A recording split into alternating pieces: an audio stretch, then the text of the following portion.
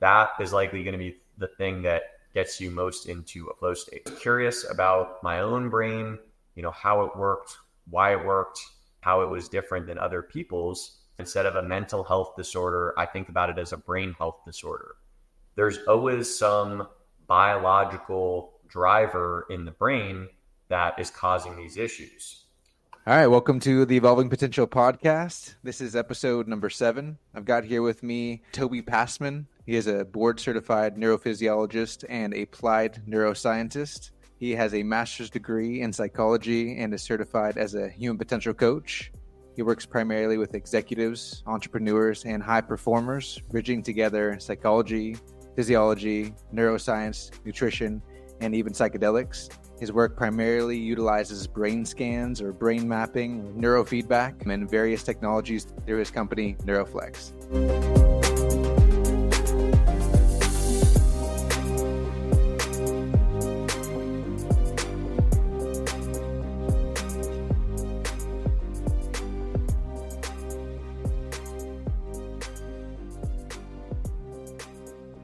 And so I want to welcome Toby Pasman to the show, first of all. And I want to begin by creating some clarity around what is brain mapping, or what is the purpose of a brain scan, and how did Toby begin with this technology? Welcome. Yeah, man. Thanks so much for having me on the show. Yeah, and that definitely is a good place to start it off, because a lot of people, a lot of listeners, I work with this stuff on a daily basis, but a lot of people just in the general population have never even heard about a brain map or neurofeedback before. So to kind of break that down, a brain map is a type of brain scan. So people might be familiar with, if they were to get a concussion or get into a car accident, they hit their head, they might see a neurologist who might order an MRI or CAT scan. Those tools are just measuring the actual structure of the brain. So it tells us very little about how the brain is actually functioning. It tells us very little about how someone's focus or memory or stress resilience, how any of those functions are doing. So what I'm talking about, a brain map, is instead a functional assessment of the brain. And how we do that is by a measurement of the electrical activity of the brain, otherwise known as brain waves. So there's 5 major ones people may or may not know about. There's delta, which is deep restorative sleep; theta, which is drowsiness or like deep meditation; alpha, which is kind of an idling, relaxed rhythm of the brain; beta, which is our normal, focused, alert, kind of cognitive processing; and then gamma, which is associated with peak experiences, states of expanded consciousness. So oftentimes meditation, psychedelic experiences will produce gamma states in the brain. So we can actually measure these different brain waves, these 5 major brain waves, with a technology called EEG. Or what I use is specifically a quantified EEG. So this is basically a way to actually record the electrical activity of the brain coming from 19 different channels or electrodes. So we can actually create this map of the brain where we're able to see different data points and able to see areas of too much activity, which shows up in warmer colors, or areas of too little activity, which shows up in lighter colors. So I describe it as kind of like blood work for your brain. If you're wanting to optimize your physical health, you might go in, get some labs done, see where you're at, because if you don't know where you're at, you don't know exactly what you need to work on and what you need to optimize. You're just kind of taking random supplements, trying different workout regimens or whatever, and you don't really know what exactly your body needs or might be deficient in or have too much of. So that's kind of the same thinking that I take when it comes to the brain and mental health or cognitive performance. When people are struggling with issues like brain fog, fatigue, poor productivity, they can't get deep restorative sleep at night, there's always some biological driver in the brain that is causing these issues. So my job is really first figuring out what that biological cause is, pinpointing what brain waves are involved, what areas of the brain are dysregulated, and then I can create a personalized training program that's hyper-personalized to each specific client and their unique brain and their needs. Man, that is so cool. And so I know that you experienced some social anxiety and things that you've overcome, and we'll talk a little bit more about mental illness in the future. So how did you kind of get involved in this and get so interested in it, and what have been your experiences utilizing brain scans and brain mapping? Yeah, for sure. So I always had a lot of curiosity about the brain. I think probably because I had a bit of an abnormal brain, growing up. Like, I don't know, I don't think I was exactly autistic, but definitely probably on the spectrum to some degree. Never got that formally checked out, but had a lot of like social anxiety, kind of sensory issues. I was very particular about different clothing, like the materials of different clothing. So I had kind of just a different brain, I guess you could say. So I was always curious about my own brain, how it worked, why it worked, how it was different than other people's. And that curiosity, kind of the curiosity alongside the pain that was caused by, not being able to experience positive social interactions. I never really had, I always had like a few good friends growing up, but I felt like I was never like comfortable in my own skin, was always anxious and uncomfortable around other people and kind of hiding parts of myself. And that really became even more evident in high school, when it came to starting to date, or in my case, trying to date, which was pretty difficult. And so it was kind of like the curiosity mixed with the pain of not being able to really experience a positive social or dating life that led me down this path of becoming a researcher into the brain, doing brain imaging work at the research lab that I was working at my university in college. And that really changed everything for me, because it was sort of the going from this understanding that, I was just different, weird, and that was just like who I was, versus more so understanding like that the brain is this complex biochemical organ that, when there's an imbalance in the electrical or chemical activity of the brain, or there's issues with blood flow or oxygenation to the brain, that people experience all sorts of different issues.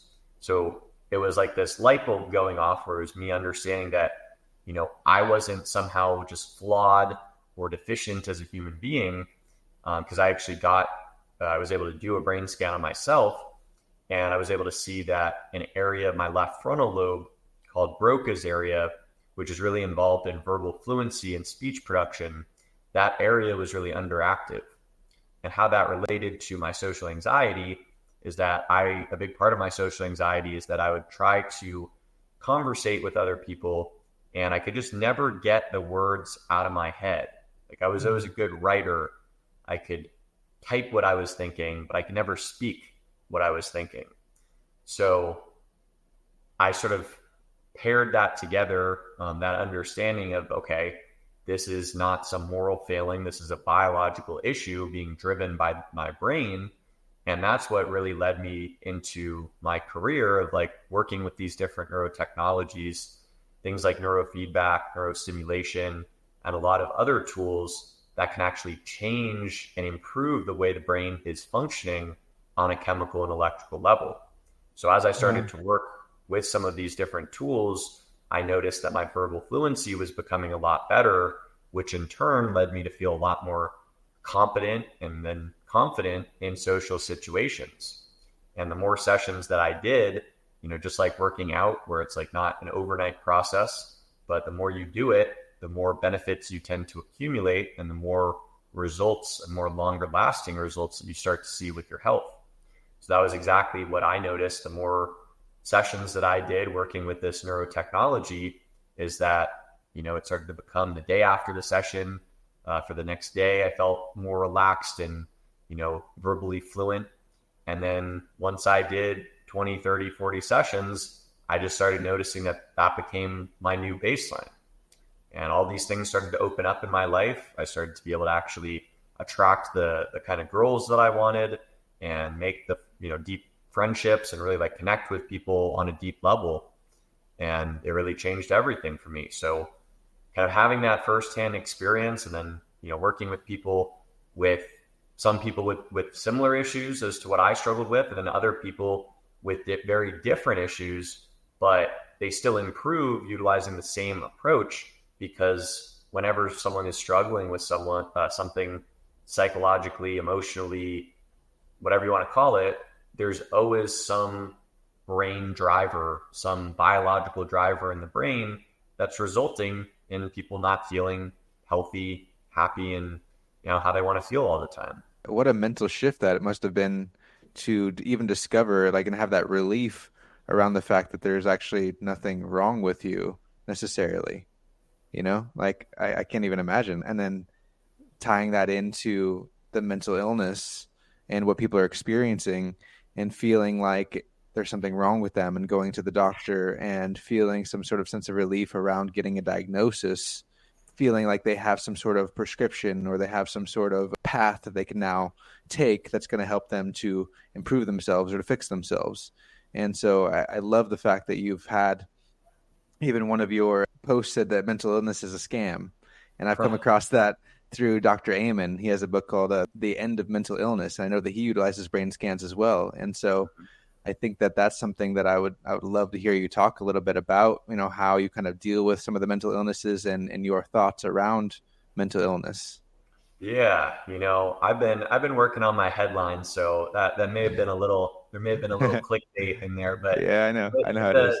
The reasoning, though, is that not that I don't believe in mental illness, but I like the terminology, instead of a mental health disorder, I think about it as a brain health disorder, because I think it's a lot of, the fact that mental illness is so stigmatized, and it's getting better, but still, I think it's a lot easier for people to understand if you walk into the room and you have a cast on your arm.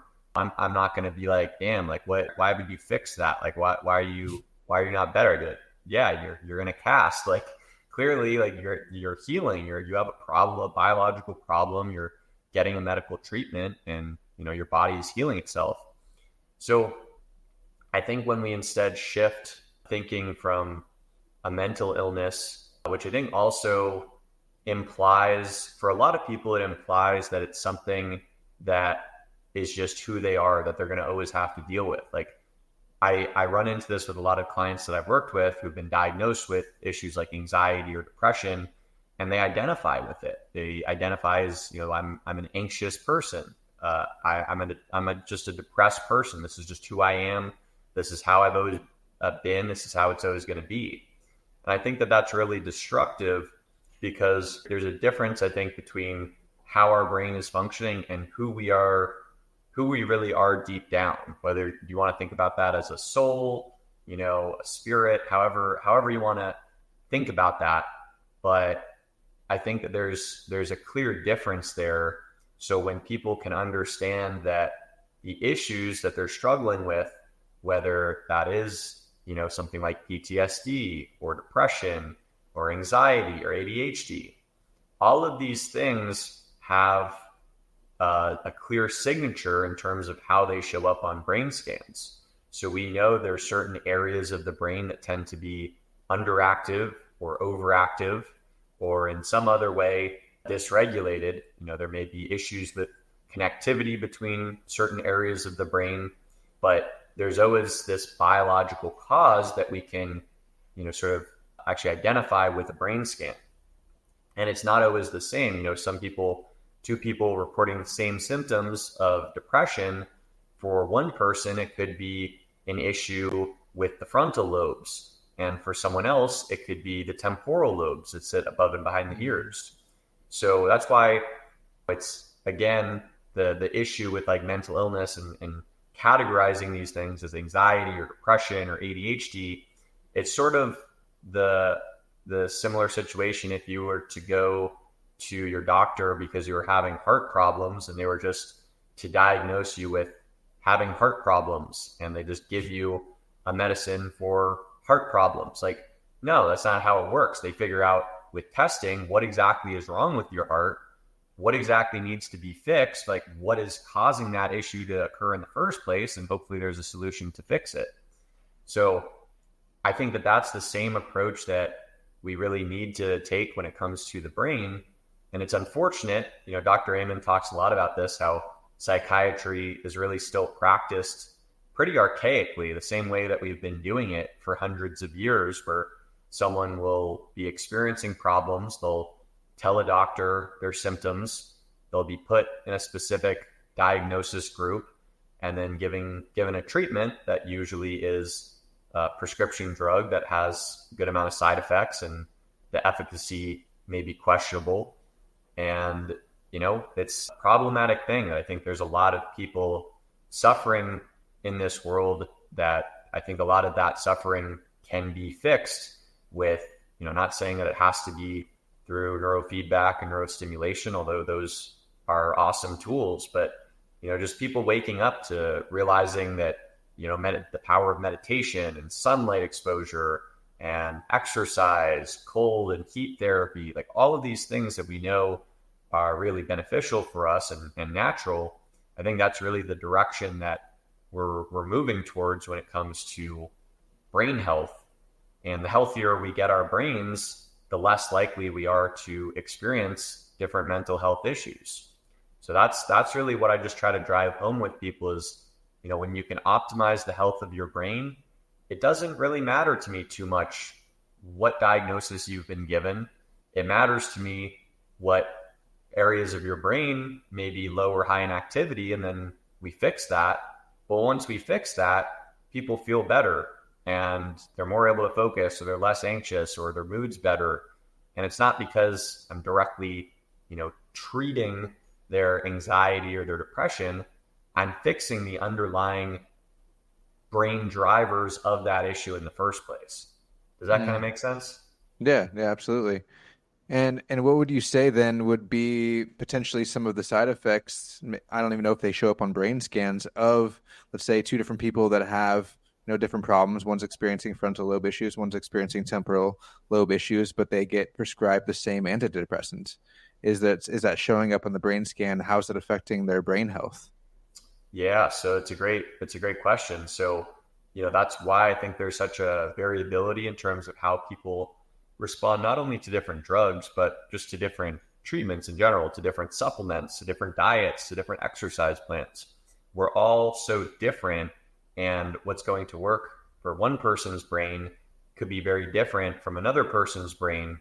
So when it comes to like frontal lobes versus temporal lobes, there can be different sort of remedies or therapies. I mean, from a neurotechnology standpoint, just where we're placing the electrodes, we're going to focus on targeting like the area in which there's the most dysregulation. So whether we're going to place electrodes on the forehead, targeting the frontal lobes, or, placing electrodes targeting the temporal lobes, that's going to make a huge difference, because if we're targeting an area of the brain that's already really healthy and isn't really the problem, people are likely not going to experience a ton of improvements. But if we're correcting the area of their brain that really is the issue, then they're likely to see a lot of improvements. Now, when it comes to your question in terms of medications, I don't specifically work with psychiatric medications, but from my knowledge as a researcher, and understanding how different medications impact the brain, the chemical and electrical activity of the brain kind of work hand in hand together. So when you alter the different chemicals in the brain, which is how psychiatric medications change the brain, how people talk about it, like an SSRI, selective serotonin reuptake inhibitor, the most common antidepressant, it's changing the way that serotonin is being utilized in the brain. But that's also changing the different brainwave patterns. So for someone, say, with really classic ADHD, stimulant medications like Adderall, even though maybe for long-term use they might not be the best, for someone with classic ADHD where their frontal lobes are really underactive, Adderall is going to likely improve their symptoms quite a bit, because it's going to really wake up and stimulate the frontal lobes. But say with someone who has ADHD that's a different type, that's more like temporal lobe issues, that could actually make them a lot worse. That could make them more anxious and scattered and disorganized. and they might actually do a lot better with a different type of medication that, may be actually calming or slowing down the brain. They might not need a stimulant. So that's kind of, you can think about it in that regard, where you're sort of analyzing the brain and then seeing from what we know about different drugs and how they impact the brain, you could sort of tailor someone's treatment based on a brain scan. And that's how I think psychiatry will be focused in the future. Dr. Amen being an early pioneer in that, but I think people are also a lot more so like now looking for natural alternatives and seeing how, natural doesn't mean ineffective, which I think is how people used to think about, herbal remedies or supplements is just like not really doing anything, and drugs were the answer. But now I think people are waking up to the fact that exercise outperforms antidepressants in terms of the efficacy of treating depression, as do a combination of a lot of other lifestyle interventions. So I don't think it has to be necessarily a pharmaceutical treatment that is given to people based on their brain scan. It can also be neurotechnology, it could be supplements, it could be exercise, it could be all sorts of different interventions.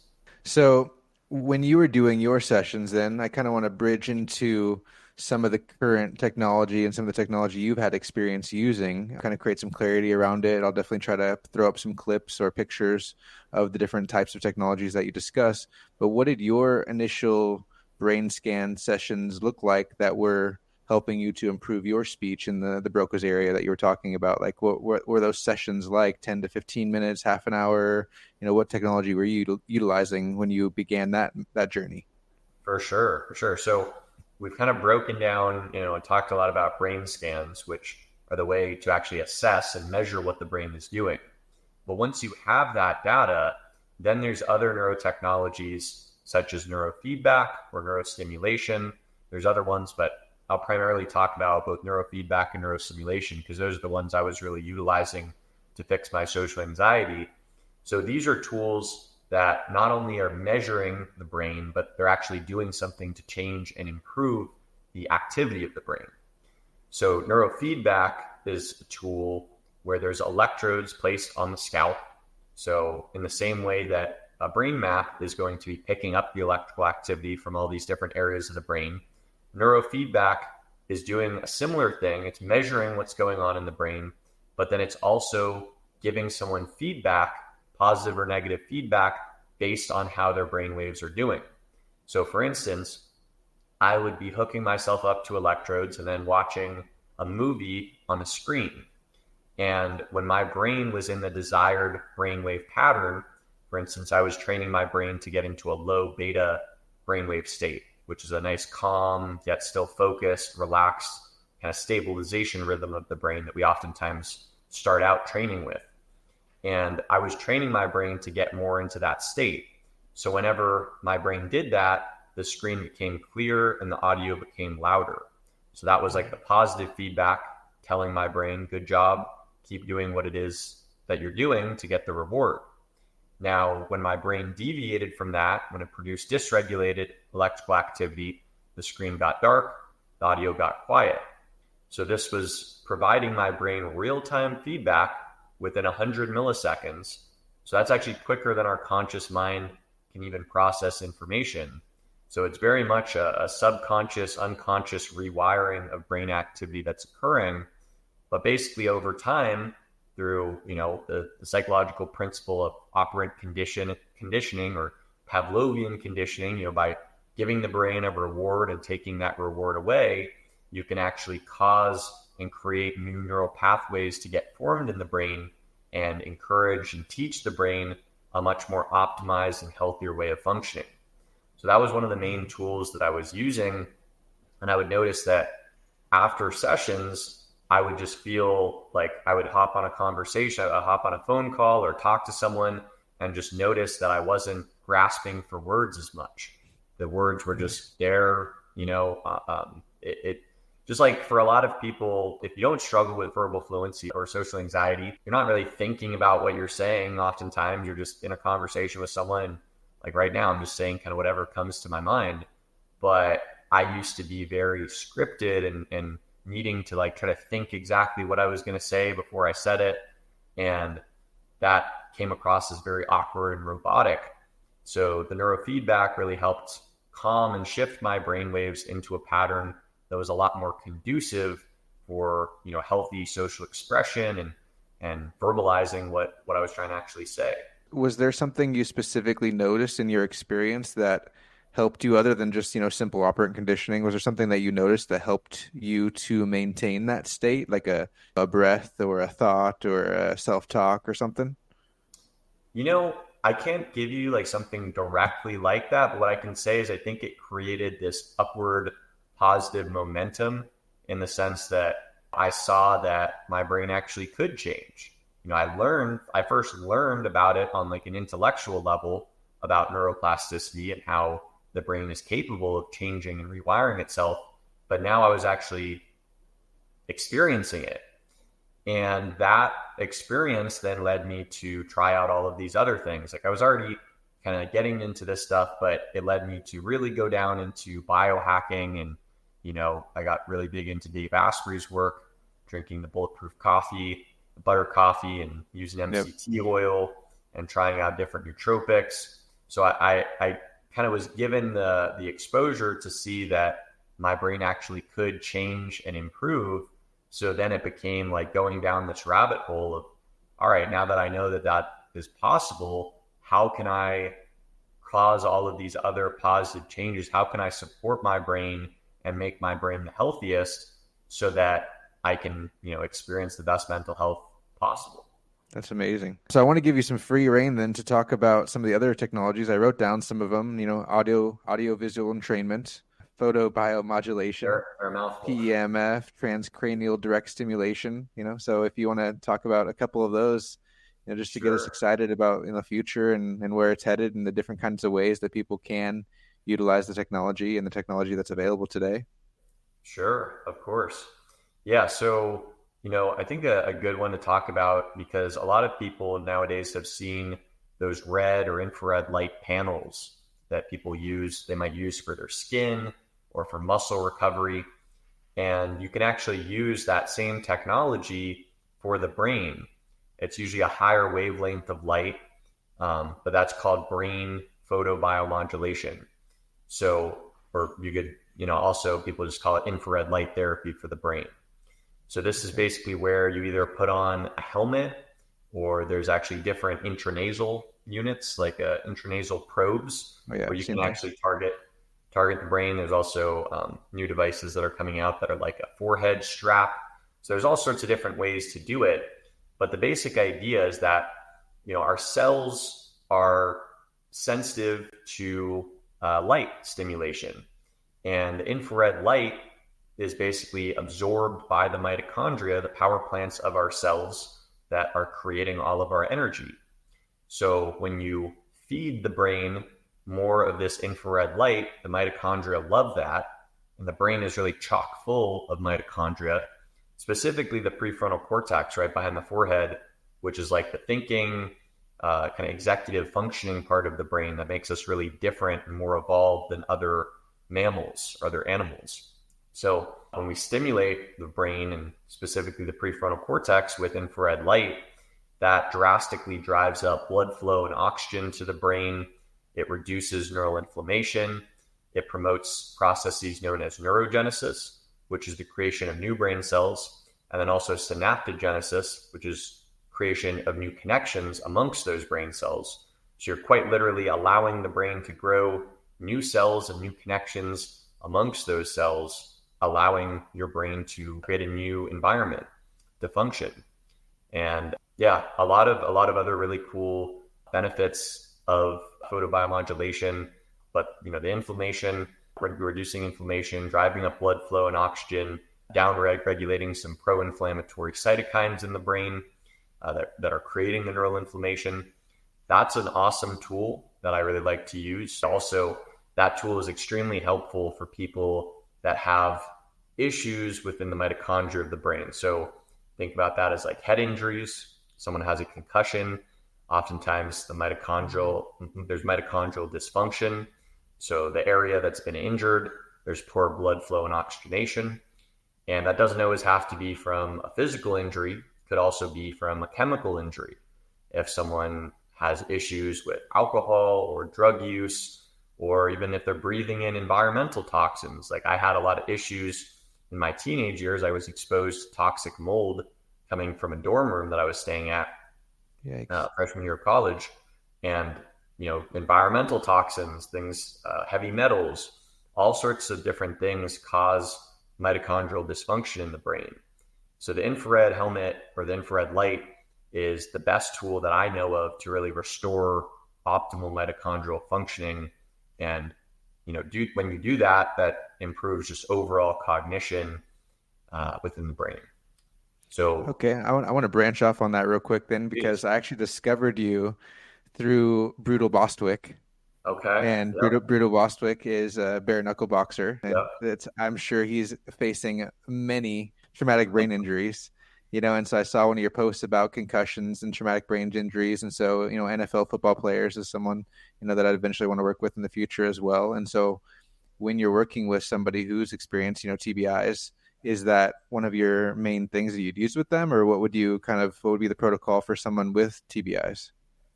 Yeah. So there's a really helpful kind of three-pronged approach that I learned from a neurologist that I was working with who specialized in treating TBIs. So I just to preface, I don't specifically treat or diagnose any specific conditions. I work with a lot of people who've had past head injuries, and that's impacting the way that their brain is functioning right now. But just like a disclaimer, I'm not a neurologist. I'm not specifically treating that per se. But from what I do know, and a neurologist that I work with who does directly treat that, they use this combination approach of the infrared helmet, the infrared light therapy we just talked about, neurofeedback, which is what we talked about in terms of regulating the electrical activity of the brain. Because when there's been concussions and blows to the head, it throws off a lot of different things, including the chemical as well as electrical balance and signaling in the brain. So there's going to be brainwave abnormalities that we see from a brain map, and the neurofeedback is going to be able to correct that. So the infrared plus the neurofeedback, and then the last tool is hyperbaric oxygen therapy, is something that's been used a lot. It originally is kind of used to treat like burn victims or people with like carbon monoxide poisoning, like I think scuba divers, who are underwater too long, and they would throw them in these hyperbaric oxygen chambers where you're breathing this pressurized oxygen, 100% pure oxygen, and they've shown this works for a lot of different conditions, but specifically when it comes to healing the brain after head injuries, hyperbaric I've seen it perform miracles. I mean, with all sorts of different issues, but specifically, I think one area where it really shines is treating traumatic brain injuries. So, when we think about that as I think about stuff like pretty holistically when it comes to the brain. You can't just address the blood flow or just address the neurotransmitters or just address the brain waves. You got to kind of hit all of these different things. So that's why this three-pronged approach to treating traumatic brain injuries is so effective, because it's working on the brain on all these different fronts. Now I've seen those glasses that flash lights all crazy, and that audiovisual entrainment would be Yes. one of the next ones that I would like to hear about. I'm curious about it. Yes, of course. So basically the idea here is that we can entrain the brain to create different brain waves and to enter into different altered states through the use of light and sound. So this dates back thousands of years when we've known that different kind of like rhythmic drumming and audio and different sorts of stuff like that can induce these kind of altered states. It's been part of different tribes for thousands of years.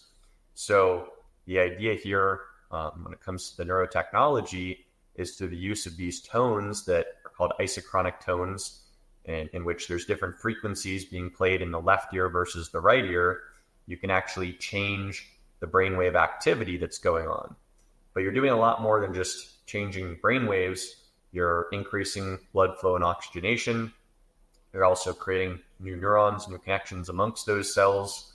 You're regulating the hypothalamic pituitary axis, which is this, hormonal axis of the brain that's really regulating our stress response.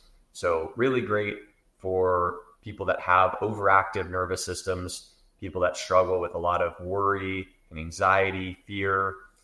So there's basically the audio tones that are going on alongside the visual stimulation. So there's flickering light that people have these eye goggles, these glasses on, in which the light is flickering, and the rate at which the light is flickering alongside the frequency of the tones is entraining different brainwave patterns. So how this happens is that, say the light was flashing like 10 times per second. So if we have 10 times per second that the light's flashing, if we look at the different brainwaves, this could be cool if you're able to show like a chart of the different brainwave frequencies. I will. Yeah, so basically alpha waves run between 8 to 12 cycles per second. So if we do a stimulation where you're flashing the light 10 times per second, 10 cycles per second, the brain then entrains to an alpha rhythm, because alpha waves occur between 8 to 12 cycles per second. So you're actually entraining the brain and modulating brainwave activity through the use of light and sound. So this is a super awesome technology that's been researched since the 1970s, but hasn't really moved. I mean, a lot of these things haven't moved into mainstream awareness, but I would say that a lot more people have heard about neurofeedback than they've heard about audiovisual entrainment. But this is one of my favorite tools that I really love working with clients utilizing this, and also use on myself like pretty much every day as just a way to relax, maybe take an afternoon nap, or just kind of decompress after a stressful day. And that's something that you can purchase for yourself and do for yourself, right? It's not some crazy contraption that you have to go to some clinic for, right? Right. So the way I think about it, I mean, it's kind of like, people can choose the option of, going to the gym themselves and working out, or they could go and work out with a trainer. So people can definitely purchase some of these different neurotechnologies and play around with different protocols and see what works best for them. The way I do it, and the way that, professionals that utilize these different neurotechnologies, the way we work is that we first conduct an initial brain map so that we know exactly which brain waves need to be worked on and which areas of the brain need to be trained, so that we can then pick out a protocol with a tool like audiovisual entrainment that's going to be really personalized to what someone's brain actually really needs. Because again, it comes back to like the conversation we were having about medications, where for two people dealing with an issue like ADHD, for one person, a stimulant medication like Adderall could actually make their symptoms better. And for another person with a different brain chemistry, that could actually make their symptoms a lot worse. So not to say that you're going to cause any irreparable damage or harm. You're definitely not. You utilize audiovisual entrainment, you try different protocols out. But I like to be able to really personalize it to each person's brain chemistry. And then, the idea after we do a round of sessions utilizing these different technologies is that we do follow-up brain scans in the same way that, you would go in, say you get some blood work, maybe you have low testosterone. So then you get put on testosterone replacement therapy, and it's personalized to a degree in terms like we know what hormones at fault. We know the doctor, might try out some dosage, but we don't know exactly how you're going to respond to that. Maybe a few months out, you do a follow-up testosterone test and you're still in the low range. So then they bump your dose up. You need a little bit more testosterone. Or maybe your body responded really well and now your testosterone levels are off the charts and you could back off a little bit. So that's the beauty of brain scans, that not only do they provide a really great initial evaluation tool, but then it also gives us this ability to actually measure and quantify what we're utilizing with these different neurotechnologies, and making sure that the brain is actually changing in the direction that we're training it to. Yeah, that makes a lot of sense. And I know that's something that you do, and we'll talk more about that in a second. But I'm also curious about this experience that you had at 40 Years of Zen. So I know you talked about Dave Asprey a little bit, and I'm from Seattle myself. Okay. And so I was very curious about this state-of-the-art clinic thing that you kind of got involved in, and curious how you got involved in that and what your experience was like with the 40 Years of Zen. For sure. It's actually a pretty good story in terms of how that actually happened. Excuse me, in the first place. Basically, my senior year of high school, I was really into Dave Asprey and, the Bulletproof blog. He was doing the podcast at the time. And I was drinking the butter coffee, drinking the Kool-Aid in the form of butter coffee. And I actually applied to this like Facebook giveaway to win a couple tickets to one of his biohacking conferences. Completely forgot that I'd even entered.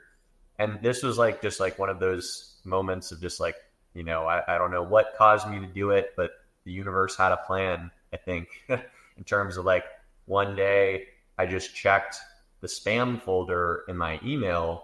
And I don't know why, I don't usually check spam, but for some reason I looked in spam and I had won a couple tickets to the biohacking conference. It was like a Tuesday when I checked, and the conference was starting on Thursday.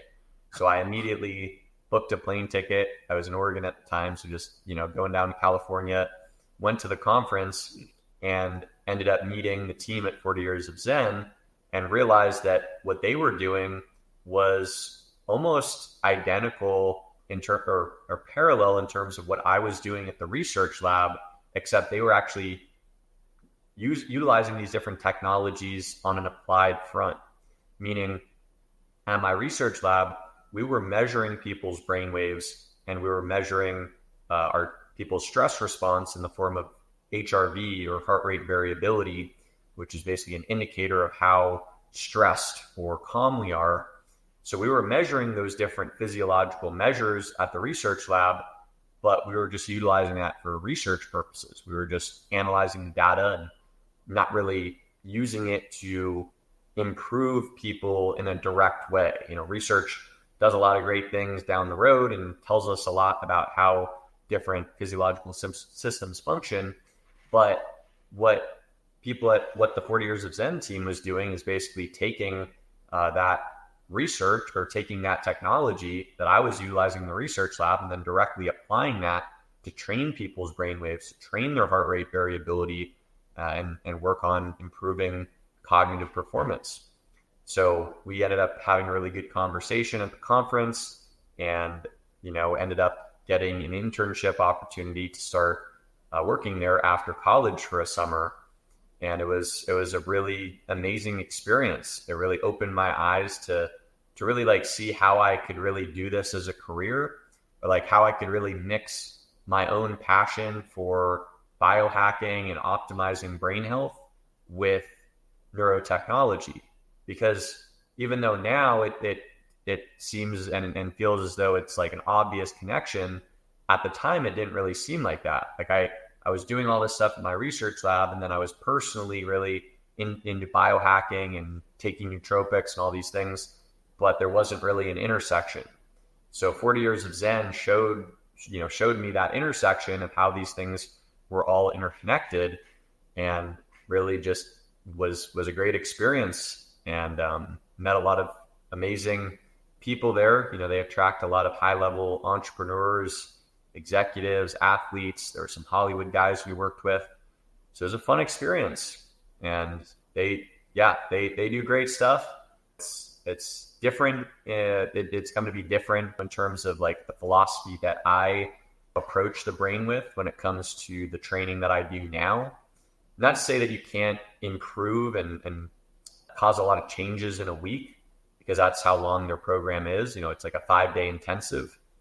But when you think about it, if you were to tell someone, hey, you could only go to the gym, you're going to go to the gym for 5 days, you're going to be working out for 6 hours a day every day, like a boot camp, like, all right, like someone's going to like definitely have changes, but you might not go from like being like super overweight to having a 6-pack within a week.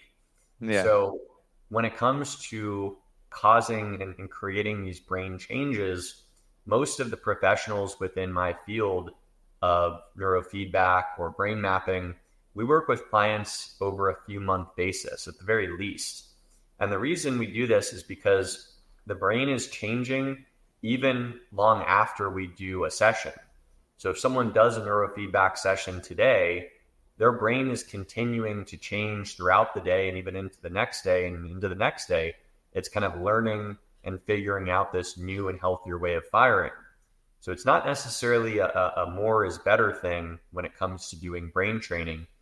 I think about it now as more so incorporating these tools into our everyday lives and our weekly habits and practices, rather than thinking about it as like, I'm going to just do this quick sprint and then not utilize these things anymore. Yeah. Yeah. So that leads me then to probably another clickbaity thing. I don't mean to say anything wrong, but I know you had a post about neuroplasticity is bad. And so I know myself that can be rewiring or wiring in one direction or the other. So will you talk a little bit about how neuroplasticity is obviously, the rewiring of the brain, but how can that be something that is not beneficial in certain regards? Yes. Yeah. So neuroplasticity, has kind of become this very popular buzzword that everyone's talking about, whether it comes to psychedelics or meditation. All these things are increasing neuroplasticity. And neuroplasticity, when we think about it, is the idea, the principle that the brain is changing and creating new neural connections and pruning other connections that it's not using. But that doesn't necessarily mean that change is always for the better. Neuroplasticity could take effect when someone, starts thinking a lot of negative thoughts. They start having a lot of negative inner self-talk. They lose their confidence. They start believing a lot of these things that their mind may be telling them about them being unworthy or never going to be able to succeed. They're never going to amount to nothing. They're not smart enough. And the thoughts that we think, there's this idea within neuroscience called Hebb's law, which is that neurons that fire together wire together. So if we think the same thoughts over and over again, and we choose to believe those thoughts, which a lot of people, our minds can tend to be these repetitive hamster wheels where we're thinking all day. And a lot of times, people that are prone to depression or low self-esteem, or, just think humans in general, we tend to oftentimes see the negative in ourselves. So it can be easy to start believing some of these limiting beliefs about ourselves. And if we choose to indulge in those negative thoughts about ourselves, that is creating new neural connections that are being devoted towards shame and fear and guilt and all of these things that are not really positive. And in the same way, or in a different way, I guess, a physical trauma to the brain, like a head injury, you could take someone who's completely mentally and physically healthy, and then they have a head injury, and then suddenly they have personality changes, their behavior is different, they're having temper flares, and all of these changes. And that is also neuroplasticity in effect. There's sudden things like a physical injury, or also a traumatic, like emotional injury in the form of, a soldier seeing something horrific at war. And then that really quickly rewires the brain for fear and trauma and all of these negative things. So the post that I did on that, I think yesterday, was really just to kind of give a balanced perspective.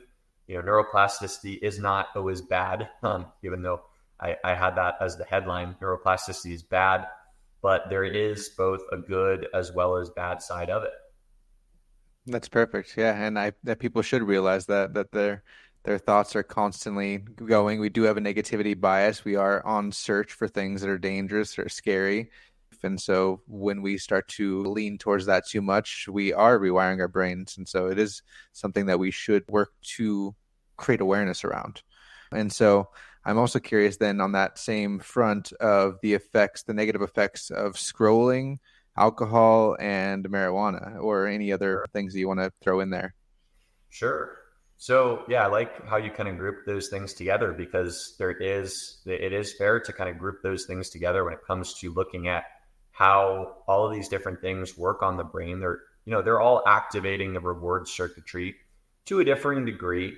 I think marijuana is something that is not frequently causing quite as much addiction, as other things like scrolling or porn or gambling or even alcohol. We know these things are highly addicting.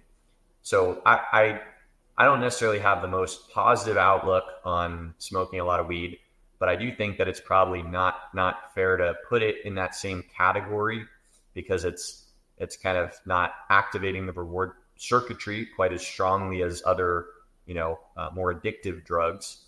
But when it comes to anything that gives us these intense feelings of euphoria and pleasure, whether that's sex, pornography, gambling, drugs, alcohol, all of these things are stimulating the reward circuitry in the brain and causing this huge dump of dopamine. So our brain kind of figures out whatever it likes, that state of increased dopamine, and then figures out, okay, whatever triggered that dopamine release, I'm going to just keep doing more and more of that in order to get more and more of this pleasurable chemical. So they've done studies with rats and found that they literally run until their legs fall off, or until their toes or feet fall off, in order to get more hits of cocaine. They literally will continue going on the hamster wheel until their feet fall off. And when we think about it, it's really sad. But when we think about what addicts end up doing, it oftentimes is kind of similar self-destructive behavior, where people will prioritize getting that next hit of dopamine, whether it's in the form of an addictive drug or alcohol or smoking a cigarette, whatever that is. People will start prioritizing that over their emotional and psychological health. So I think about this as sort of a hijacking of the brain's reward circuitry, where, when we think about the prefrontal cortex that sits right behind the forehead, that area of the brain is sort of involved in our ability to regulate our impulses and, be able to see that cookie on the counter or see that piece of cake and say, okay, that might not be the best. I'm trying to, maintain my diet and live healthy and lose weight. Might not be the best idea to have that. That's that prefrontal cortex stepping in. And for people with a healthy prefrontal cortex, that's the reason that a lot of people can utilize different addictive things. They can drink from time to time and maybe gamble occasionally, and they don't get hooked because their prefrontal cortex is functioning and able to help them know that, all right, well, if I continue doing this all the time and every day, it's going to really destroy and eat away at my health, and it's going to destroy my family and relationships.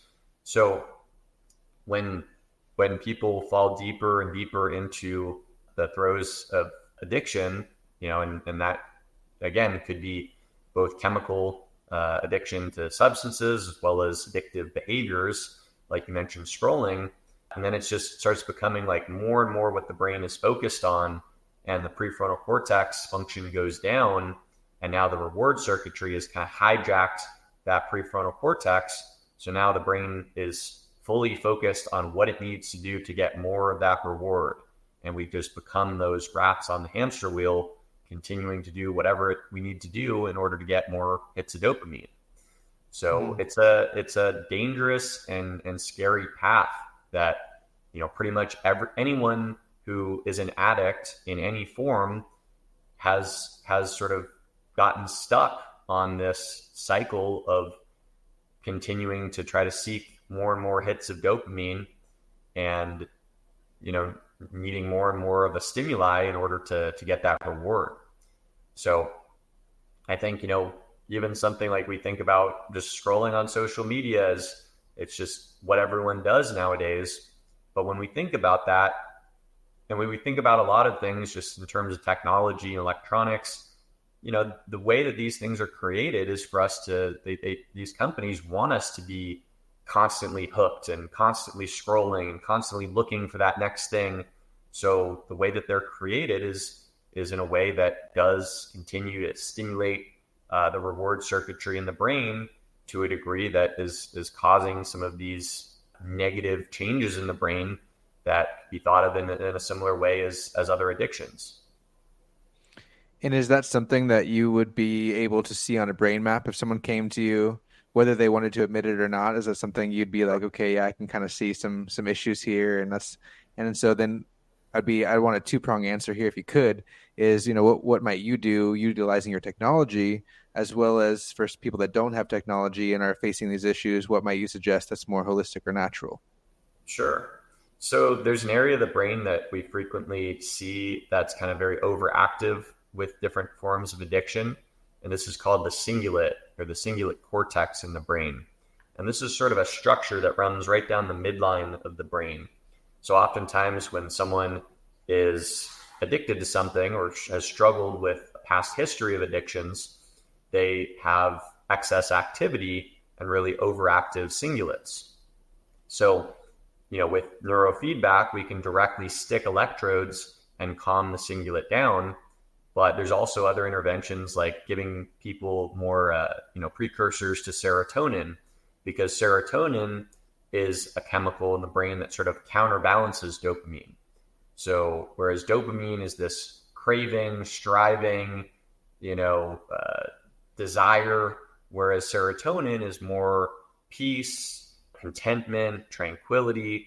So if we can kind of increase serotonin activity in the brain, which is one of the ways that, microdosing or psilocybin, which has become super popular now, microdosing modulates serotonin receptors in the brain in a specific type of way. So that could actually calm down that cingulate overactivity in the brain and lead to someone, feeling more relaxed and content. So different interventions like that can be really helpful. Meditation, breath work are really awesome for quieting down the brain. And then oftentimes also involves different behavioral modifications where, with addictions, it can be so easy to jump right back into that. So figuring out ways that you can remove whatever that addictive substance or stimuli that you're using, and figure out a way there's different apps you could install on your phone to limit the screen time, or to at least monitor and make you more aware of the screen time, so that you could kind of limit how much you're scrolling, or different things like that could be super effective for people. That's perfect. So touching on psychedelics, which is something I definitely want to pursue talking about on this podcast, and something I've already touched on with the podcast. I know you've had your own experiences. I know that I saw on one of your podcast episodes that you both attended as well as were able to speak at something called the Wonderland Conference. Mm-hmm. I actually don't know much about that. So I'm first of all curious what that is. And then second of all, I'm curious about your experiences with psychedelics, if you're willing to share any of that. For sure. Yeah. So Wonderland is our super cool conference in Miami that is kind of evolved into psychedelics, biohacking, mental health.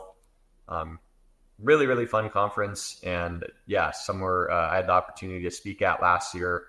And, I think we're starting to see how, I think I go to these different psychedelic conferences and events because the way I see it is that psychedelics are creating a lot of these similar neural changes and improvements that you're going to get utilizing neurotechnology, just in a different way. So there's a lot of parallels between neurofeedback, neurostimulation, alongside psychedelic therapy. And both of them are also, kind of in tandem, kind of rising back in prominence. Neurotechnology is rising in prominence in the first place, and psychedelics experiencing this kind of renaissance where they're becoming popular once again after a long period of prohibition. But we're starting to see how very difficult to treat mental health issues that people have really been struggling with and not able to really find great solutions in the form of pharmaceuticals or talk therapy. And people are experiencing tremendous improvements working in, I think oftentimes, it's important to give a disclaimer that's psychedelic therapy, anyone that's talking about psychedelic therapy from a therapeutic or research context, it's not, taking a few tabs of acid and going to an EDM show. Yeah. It's going to cause some kind of changes. It might not necessarily be positive, just like we talked about the dark side of neuroplasticity. You could create negative changes in the brain, which I would call a bad trip. Like that's a perfect example of the dark side of neuroplasticity. But utilized appropriately, the correct dosages in a therapeutic container where there's a clinician that's helping someone set intentions and process any trauma that comes up and really deal with these things. I think psychedelics are clearly an extremely helpful modality. That it's a shame that these things oftentimes for a lot of people are still illegal and people still have to go through underground measures in order to be able to attain. But there's big organizations, or I don't know about big, but significant organizations such as MAPS, Multidisciplinary Psychedelic Society. I'm butchering that, but basically they're kind of championing the use of MDMA in treating post-traumatic stress disorder, specifically in veterans, because there's this huge problem of every single day veterans killing themselves and not having better solutions in kind of processing and treating the trauma. So they found that MDMA has extremely good efficacy in treating PTSD, as well as they're finding now different forms of depression and anxiety respond really well to MDMA assisted therapy. So that's one that I think is kind of next up in terms of the legalization in terms of for therapeutic use. They say that by the end of this year, they anticipate that MDMA is going to be available to be used by specific trained therapists with credentials.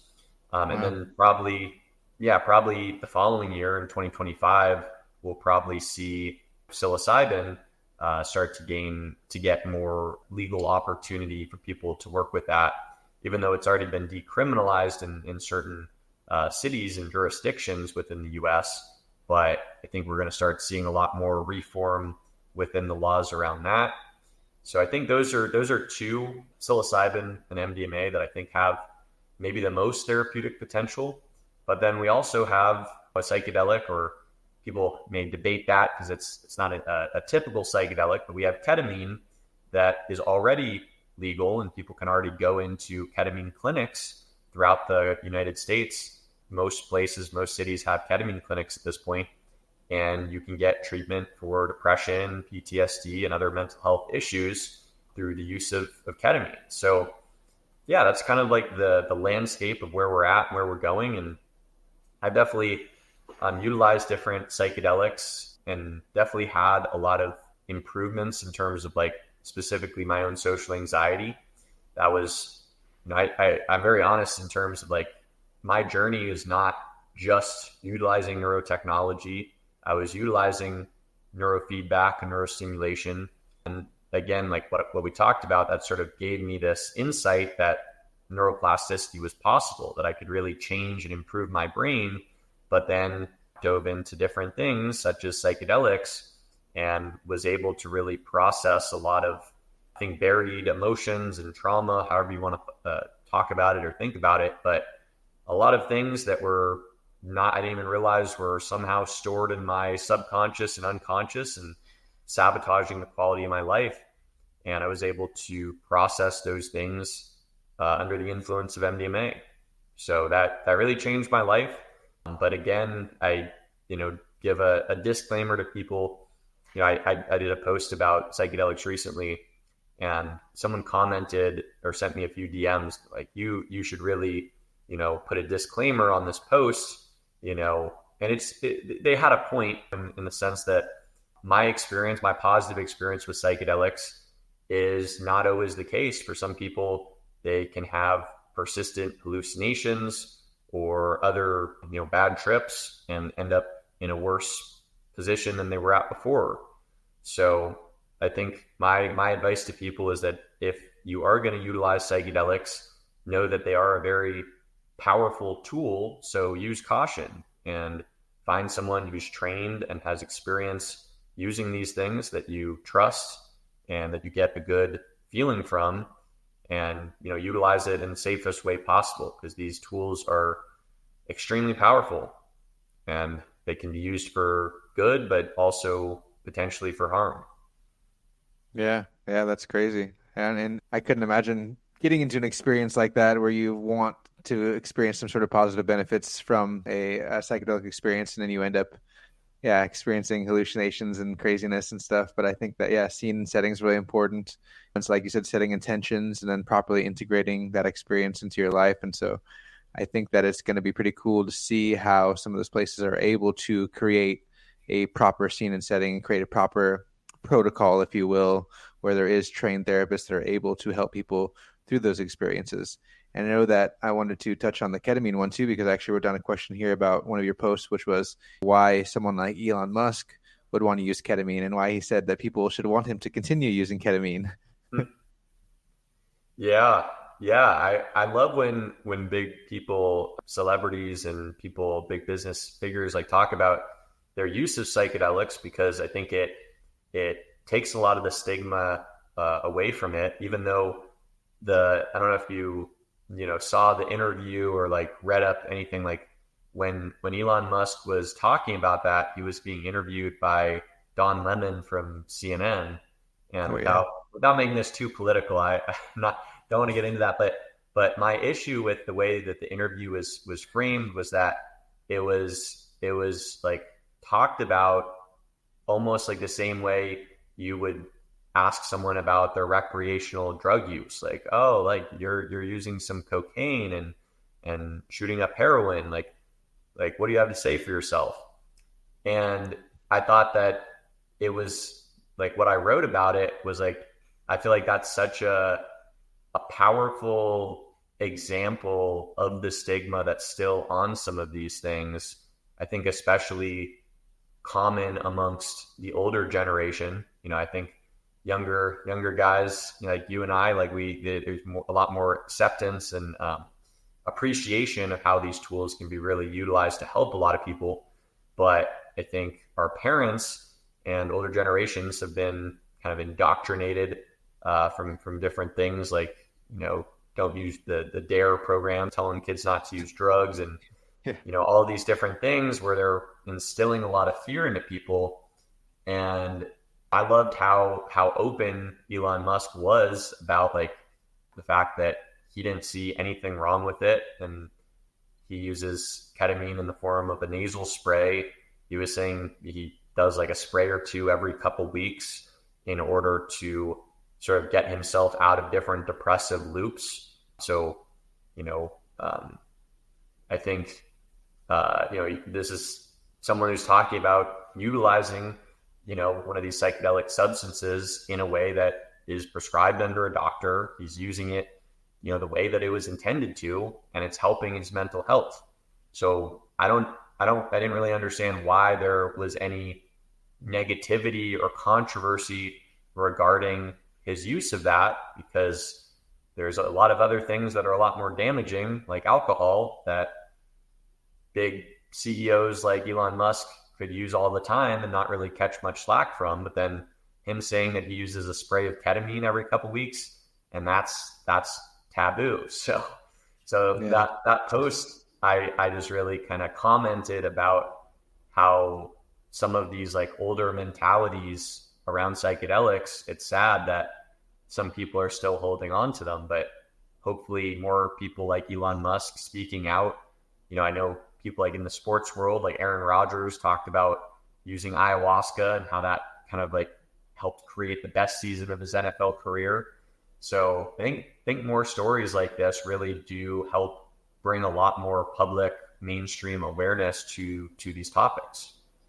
Yeah, I think that's huge. And then for my research as well, being a super analytical person, I've discovered so I wanted to kind of shift into flow state and productivity and performance. And then we'll wrap it up here soon. But there's a concept of transient hyperfrontality, of shutting down the front portion of the brain. And so I kind of wanted you to touch on the balance and the importance of balance between utilizing the front portion of the brain to stop oneself from overindulging, but also overusing it and being overcritical and overanalytical, and then maybe that causing some of the depressive loops that someone like Elon Musk would be experiencing. And so how important it would be to be able to shut off that part of your brain at will, or, utilizing exercises that allow you to kind of balance that out. And so you did talk about flow state. I saw a post of yours that was actually really cool. Guy had a brain helmet on while he was in an ice bath. Oh, yeah. We're talking about flow state. And so I'm huge into flow state. And so I kind of wanted you to touch on, that balance between being cognitive enough to be aware and to be able to speak and to be able to regulate ourselves, but not being overly critical and overly looping. And so being able to shut off that portion of the brain at certain times to activate a flow state. Yeah, no, I love the way that you phrased that, because it definitely brings up like the importance, I think, of balance when it comes to, it's not like we always want to have a super active prefrontal cortex, and we also don't want to have transient hypofrontality. We don't want that to be permanent hypofrontality. That's why it's called transient. It's temporary. So in a flow state, like I got a lot of this from Stephen Kotler, who's a neuroscientist who wrote an amazing book, one of my favorite books that I recommend people go get, which is called The Rise of Superman, in which he sort of goes into the neurochemistry and neuroelectricity of flow and what's going on in the brain when someone enters into a flow state where they're completely immersed in the present moment. When people could experience that maybe through their work, through writing, through a sport or hobby. There's different ways, different flow triggers, different things that get people into a flow state. But what you pointed out there, one of the big things that happens is that the prefrontal cortex for a temporary period of time sort of shuts down. And, in the context of like what we're talking about with addictions and our prefrontal cortex being really important for good judgment and forethought and planning, long-term decision-making, a lot of the times we want our prefrontal cortex to be strong and to be active. But in a flow state, that self-analytical, kind of critical thinking about things, like there's not really room for that, especially in extreme sports, which is what Stephen Kotler talks a lot about in Rise of Superman, is kind of profiling extreme sports athletes and them entering flow states. Because, if you're riding a huge wave as a surfer, you don't have time to be thinking about what you're going to be having to eat for lunch that afternoon. If you start thinking about that you might die. So you quite literally are forced into the present moment.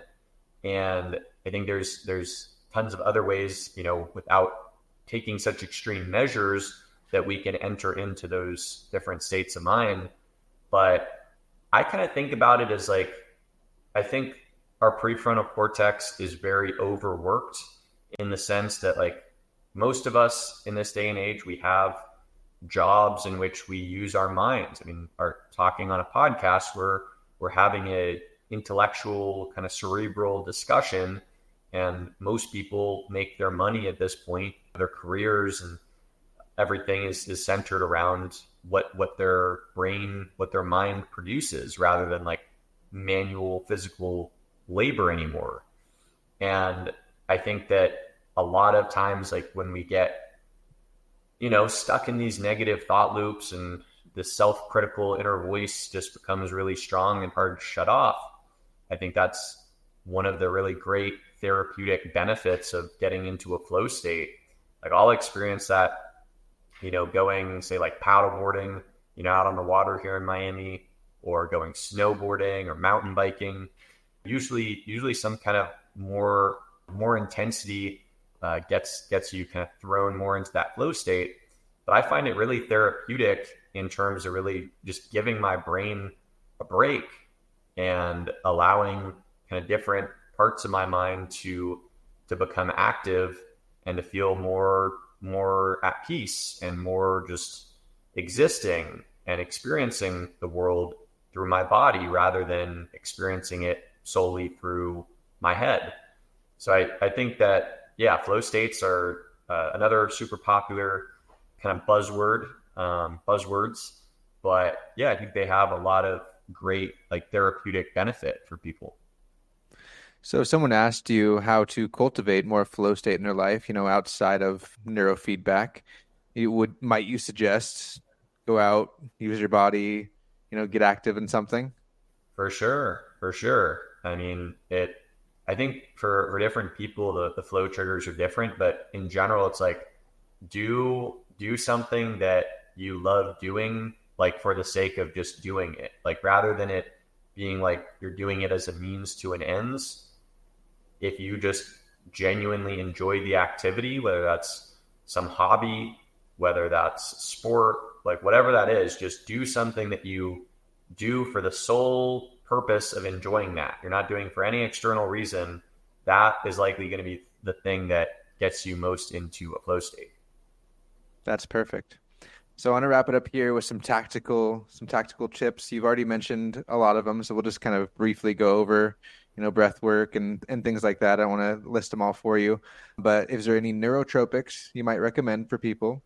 I want you to briefly mention magnesium because I know that's really important. So any sort of specific type maybe people should be taking, and just basic tools that people can use if they don't have access to you. And then we'll get into how to access you, and then we'll wrap it up here. For sure. Yeah. So I've become a lot more cautious in terms of like just giving out general nootropic recommendations because, I've just found like working with clients that there's so much variability in our brain chemistry. I mean, for some people, they'll take a specific nootropic stack and it'll be life changing and they're able to focus and concentrate without needing Adderall or a stimulant. And then someone else takes it and they feel absolutely nothing. So with nootropics, I think, a lot of times it is like playing around with different things, trying out some different things and seeing what really works for your brain chemistry. That's why I like to really personalize all the recommendations like supplements and nootropics based on a brain scan so we can take a more data-driven approach. But for people who don't have access to that, trying different nootropics, but I think starting with like the fundamentals, like I love that you brought up magnesium. I'm a big fan of magnesium specifically in the forms of glycinate, which is magnesium bound to glycine, which is a inhibitory amino acid that's really good for sleep. And then also magnesium threonate, which has been found to cross the blood-brain barrier the most effectively out of all the different forms of magnesium. So really good for memory, focus, learning. It's just the one that's best absorbed by the brain. So those two forms of magnesium are great. Taking fish oil supplement, omega-3s, EPA, DHA, those are some of the best.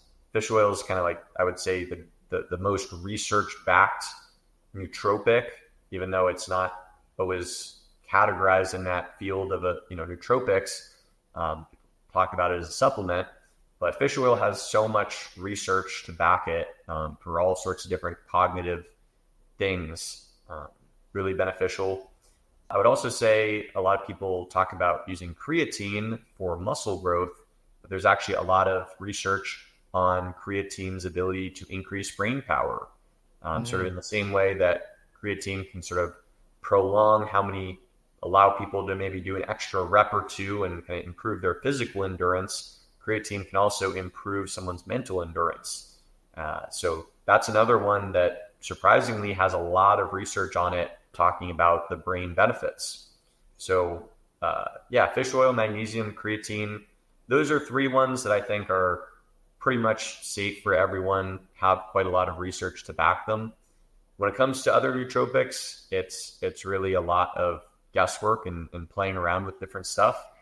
But yeah, I think, when it comes to kind of understand like your brain chemistry and figure out like if you're taking some different nootropic compounds that are precursors to dopamine and you notice you feel really good from those, then that kind of tells you something that, maybe your issue or the chemical in your brain that you really need to work on is dopamine. Whereas for other people, maybe they take different precursors to serotonin and notice that really improves their mood and they like how they feel from that.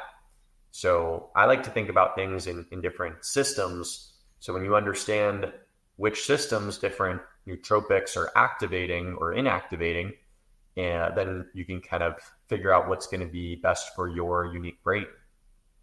Perfect. And so what are some more holistic and natural ways of improving mitochondrial health or brain health? Yeah, I think like, doing contrast therapy, like heat and cold immersion. So doing like a sauna and then an ice bath or cold plunge or cold shower, alternating between that can be super powerful. It releases what are called heat shock proteins. So they drive up vasodilation, they improve blood flow and oxygen throughout the whole body. They help stimulate the production of more norepinephrine, which really stimulates focus, as well as beta endorphins, which are our natural opioids, our natural pain relievers. So I love doing contrast therapy. I feel great after doing an ice bath or doing a sauna.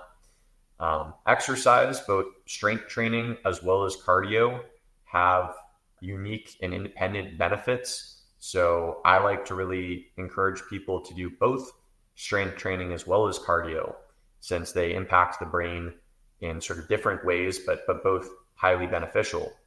So doing that, it doesn't have to be anything crazy. Just working out for 30 minutes, 3 to 4 times per week for most people is really good, especially if they're not already working out. Then I would say, sunlight exposure is huge. I mean, that's one of the big reasons that I actually initially moved to Florida, is that I just noticed I felt so much better getting year-round sunshine, just mentally, physically, more energy, better mood, better focus. So, sunlight stimulates serotonin, it stimulates dopamine. There's a lot of other beneficial effects that sunlight has in terms of reducing neural inflammation, promoting better blood flow, countless brain benefits of sunshine. So we talked about, and a lot of these things are natural therapies, right? Hot, heat, cold, sunlight. We talk about like grounding, going and walking outside barefoot, just connecting to the earth. That now has been shown to have some more research to back it up, even though people have been utilizing grounding for health benefits for a while. Nice. See if there's anything else that I'm not covering here. I mean, meditation, breath work, those being 2 huge ones. There's different forms. I think it's one of those things that if you find whatever works for you, whatever you enjoy doing, and then just really stick to it, commit to a practice, that can be really beneficial. Also, I would say journaling, like doing gratitude journaling and writing down things that you're grateful for, or just in general, I think journaling and taking some time to just connect with yourself, I think can be hugely important for our mental health. I know last we're recording this in early June. Last month was National Mental Health Awareness Month, and then this month is Men's Mental Health Awareness Month. So I think that's one of the biggest things, I think, for our mental health, is like just taking a little bit of time to ourselves where we're not doing anything, just taking some time to reflect and think and kind of get the sense what our bodies really need. So yeah, cold, heat, exercise, sunlight, journaling, meditation, breath work, those are all some really awesome modalities. That is perfect. And then along the lines of sunlight exposure, that's exactly why I moved to Arizona myself as well, dude. There you Amazing. go. I feel so much better coming from Washington, cloudy, rainy all the time, to moving down Yeah, here. you Night get and it. day difference. I highly recommend. And so now before the episode, we talked about how you're working virtually with clients at the moment. You've been able to travel around and do that a little bit. And so if anybody would like to work with you, where might they find you? How might they reach you? Absolutely. Yeah, I would encourage people, shoot me a DM on Instagram. My account is at Neuroflex, Neuroflex. You can also go to go.neuroflex.tech. So that's .tech. And feel free to book a brain consult with me there. So I'm happy to, go through kind of a whole overview in terms of, what someone's brain health goals are. And if that's something that neurofeedback or these other neurotechnologies are able to help out with, then I'm happy to talk to people about how they can implement these different tools and strategies into their lives. That's perfect. And I'll connect those down below in the show notes as well. And yeah, dude, it's been amazing talking with you. And I knew it would be. Like the first time we talked, it was great. And I'm incredibly grateful that you've been willing to give your time to the Evolving Potential podcast today. And we'll definitely be in touch and connect more. And I can't wait to see how your business moves forward, how the technology moves forward, and how these things start to become more mainstreamed. Most definitely. And props to you. Honestly, you really did your research on this one. Like I love how many things you referenced, from like content that I put out to presentations that I've done or whatever. So yeah, really great job, and I really appreciated all of your questions. So hopefully people got some value out of this and learned some stuff about how their brain works.